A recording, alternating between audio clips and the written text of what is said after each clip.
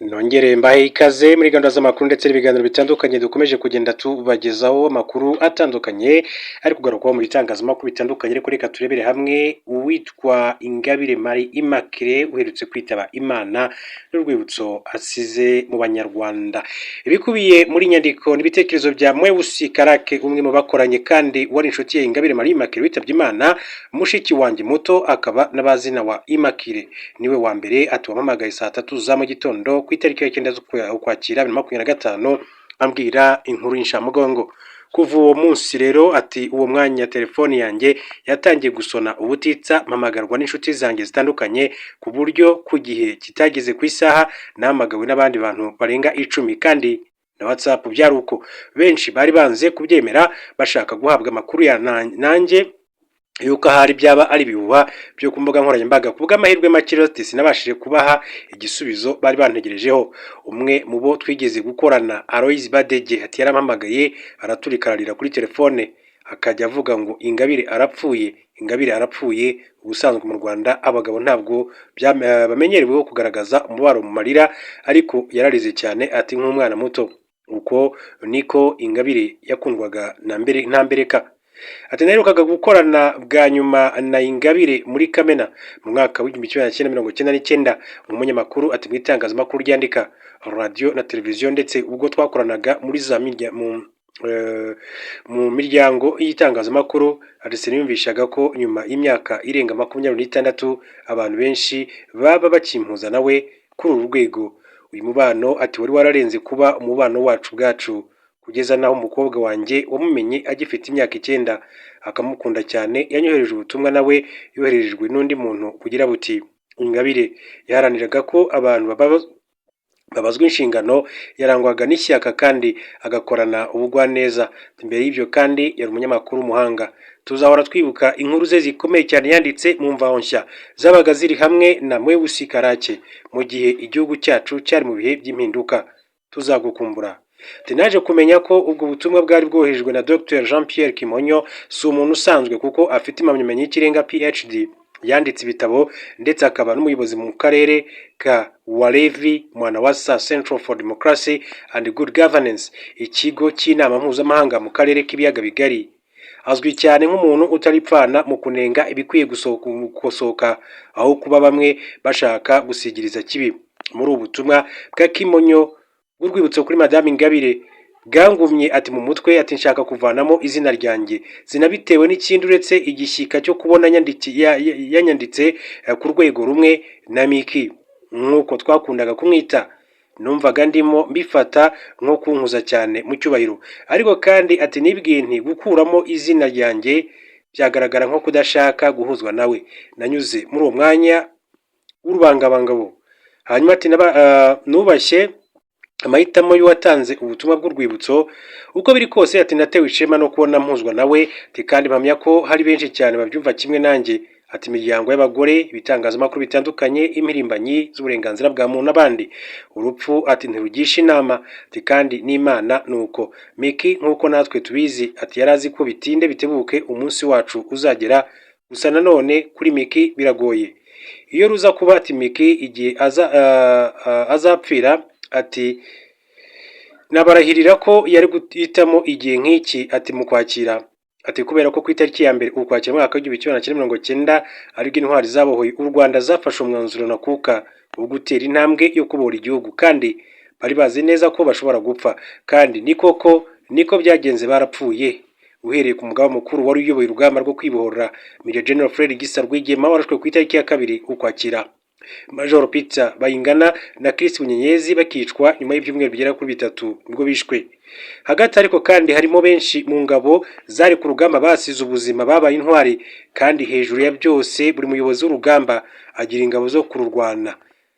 Niyambaje amagambo y'umusizi ukomoka muri Jamaica Claude McKay wagize ati niba agiye nibibe nk'inyamaswa ifatiwe ahantu mu mutego, yahizwe ikikijwe n'igihuru, hanyuma ngo amokerwe n'imbwa z'inkazi zimuzomera ababazwa n'umubiri. Iyo Miki agishwe inama ati igihe azapfira nta kabuza ko yarwitamo igihe nk'iki. No mu rupfu rwe agiye nk'umutsinzi ati mu zindi ntwari ubutwari yari afite iyo bubarirwa mu basirikare bari ku rugamba yaba atanye ipeti rya generali, apfuye nk'umunyabigwi. Meki yavukiye i Bujumbura mu Burundi mu mwaka w'1961 mu gihe bwari bugikolonijwe n'Ububiligi kimwe n'u Rwanda, ku buryo bw'ubwishongozi bw'abakoloni b'ibihugu bitashoboraga kwitwa amazina yabyo nyakuri, bakabyita Rwanda Urundi.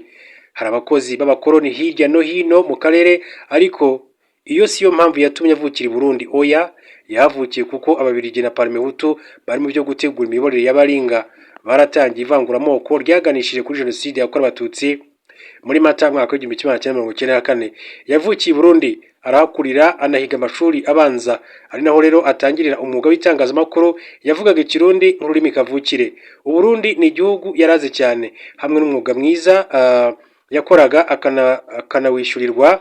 Ushobora gutekereza ko yakabaye yarategereje ibintu bikabanza bigafata isura n'umurongo muzima mu Rwanda, maze akabona gutaha byose byaratunganye kuko nk'uko benshi babigenje. Ariko kuri we siko byagenze, kuko mwaka w'1994 yahise asiga byose, yambuka umupaka, ataha mu gihugu cye, atanga umusanzu we.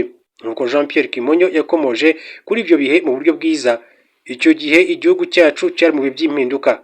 Yafashe icyemezo gihambaye kimeze nko kwiroha mu ruzi ukoga cyangwa se ukarohama. Ntiyitaye kuri uko kuba yarohama. Umunyamakuru indashyikirwa wahagurukaga akavuga ntatinye uwamwumva wese, ati nagize umugisha wo kuba umukoresha we.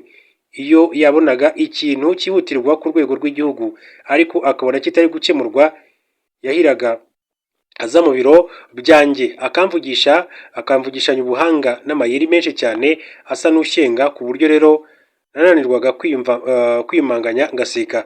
Yakundaga kuvuga mu buryo bw'Ikirundi ati ariko sha shefu, akajambo sha ati mu Kirundi kaba kagaragaza ubwuzu, nubwo mu Kinyarwanda gakoreshwa ku bana bato.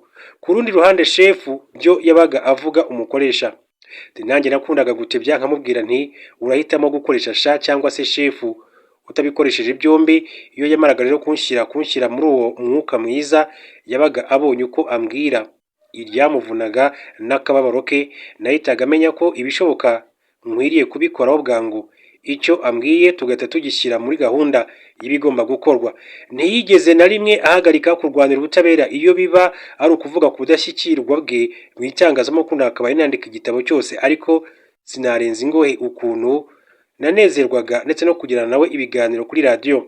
Ubwo nimukaga nkava mu itangazamakuru ryandika ngiye kuri radiyo Rwanda, natangije ikiganiro ngaruka cyumweru cyabazaga abayobozi ku bibazo bikomeye. Umukoresha wacu kuri Orange, urwego rw'igihugu rw'itangazamakuru icyo gihe, yabaga ahangayitse kuko ibiganiro by'imbona nkubone kuri radiyo bitari bimenyerewe. Ibiganiro mpaka by'ako kanya ntibyari byarigeze bikorwa kuva radiyo Rwanda yashingwa mu mwaka w'1962. Nari ntangije iyo porogaramu itavugwaho rumwe, noneho nk'aho ibyo bidahagije ngatumira wa muntu utari pfana, umwe utatwara mu buryo bwawe uko ubishaka. Umukoresha yarambwiye ati bazatwirukana, ariko ibyo bimurimo ati nibyo nashakaga. Ati ishyaka ryamwakagamo, kandi ibyo byose byatumaga akazi ke kaba ntagereranywa. Ati nariyemeje. Igihe kimwe ati nigeze guhamagarwa n'abo muri Minisiteri y'Itangazamakuru bambaza ngo bishoboka bite koko Ingabire atinyuka guca mu ijambo Perezida wa Repubulika. Icyo gihe bambwiye ko kandi atari ubwa mbere bikoze. Ati nagiriwe inama yo kumuvana mu kiganiro, ndabyemera. Ubwo navaga kuri radiyo Rwanda mwaka w'1999 nari ntarashyira mu bikorwa ubwo busabe. Icyakora ikiganiro kubaza bitera kumenya cyari cyaramaze kuba ikimenya bose, ku buryo n'umukoresha wanjye yaterwaga icyotero kubera icyo kiganiro. Byagezeho ku cyumweru abakirisitu batangira kujya basiba misa cyangwa amateraniro, kubera ko babaga bategereje itsinda ry'abagiye guhurira mu kiganiro. Miki ntiyakoreshwaga n'amafaranga, ahubwo yasunikwaga n'impamvu z'ibyo yizera, ndetse nyuma yaje kuva mu itangazamakuru mu kigo cya leta, urwego yagize uruhare mu kongera kurwubaka kubw'umuhate we. Nyuma yaho ati mviriye muri uyu mwuga nabona umuntu wabashaga kumwumva. Ati n'uburyo bwe bw'imikorere n'imitekerereze yerekeje gukorera ishami ry'abagore ry'umuryango w'abibumbye mu Rwanda, kuko yashakaga kuvugira abagore. Ati kubera ko atashoboraga kwihanangiriza za protokole zo mu biro, aho atashoboraga kugenda ngo akoreshe bwa buryo bwo ariko shefu, maze abonaho agihera akora ubuvugizi, umushahara mwiza. Yarawirengagije atangira gukora ku giti cye by'igihe gito. Yari umuntu wamenyekanye cyane kubera ibitekerezo bye, aza gutangira gukorera umuryango wa Transparency International Rwanda, aho yabubereye umuyobozi mukuru akanaba mu nama y'ubutegetsi muri 2021. Yabashaga kuvuga adaciye ku ruhande kandi ntiyakoraga nk'umuyobozi mukuru gusa, ahubwo yakoraga nk'umukozi wiyeguriye, ibyo akora akarwanya akarengane by'umwihariko agakorerwa abagore n'abakobwa, ku buryo abatotezwaga cyane bagahoterwa hari abahitagamo kujya kumureba aho kujya kureba polisi. Bari bazi ko nta protokoli zo mu biro zishobora kumwitambika. Yabategaga yombi, yamara kumva ikibazo cyabo akabafasha mu buryo bwatuma ikibazo cyabo gikemuka. Yakoranaga n'inzego zibifite ububasha mu kubonera abatishoboye abunganizi mu by'amategeko. Yajyaga kandi mu biro by'abashinjacyaha nk'uko yazaga mu biro byanjye, akabaza impamvu dosiye runaka yatinze gukorwaho. Bari babizi ko nta biro yatinya kwinjiramo ibyo ari byo byose. Yabaye icyitegererezo ku bagore n'abakobwa. Yarafashe kandi abagabo batari bake bajyaga bahohoterwa ariko bagashiramo imbere kubera umuco wa Kinyafurika wo kwihagararaho ku bagabo, ko nta mugabo wajya kurega avuga ko yakubiswe n'umugore. Abana b'ingimbi bo nibura bagira amahirwe yo kuvugirwa na ba nyina. Yarwanyaga akumira kandi amashusho y'urukozasoni ndetse no kubona abana b'abakobwa bashaka kwiyambika ubusa bibwira ko ari bisanzwe. Yababwiraga ko abo babona mu bihugu by'i Burayi na Amerika biyambitse batyo ari abakobwa baba bameze nk'abakinnyi ba za filime, kandi ko babyishyurirwa amafaranga aruta imishahara ya ba perezida bo muri Afurika, kandi ko iwabo babibona nk'ibisanzwe. Yarwanyaga ruswa n'akarengane atitaye ku bantu bari muri iyo dosiye, ku buryo nabo mu nzego za leta bijandikaga muri ruswa atabarebereraga izuba, akavuga ko atari bo bagena imikorere y'ubutabera. Yagiye atanga umusanzu we by'umwihariko ibitekerezo yagiye anyuza mu nama nyunguranabitekerezo ndetse no mu nama ngarukamwaka y'igihugu umushyikirano ihuza abaturage na perezida wa repubulika. Meki ntiyakoreshwaga n'amafaranga cyangwa se ubwamamare, kuko iyo biba ibyo aba yarayobotse iya politiki. Mpamya ko ashaka umwe mu myanya igenerwa abagore atari kuwubura, ariko si byo yahisemo. Si wabonaga ageze mu biganiro mpaka byubaka, kandi ntiyagenderaga mu kigare. Yakoraga ibintu mu buryo bwe. Bye sinabibara ngo mbimare kuko bitazibagirana, kandi nzi ko hari benshi bazakomeza kudusangiza urwibutso kuri we. Igihugu gikorera ikiriyo intwari, ariko umugani wa Taskolora wo uravuga ngo intwari ntizipfa, ahubwo umurage wazo ukomeza kuziherekeza. Adio Miki.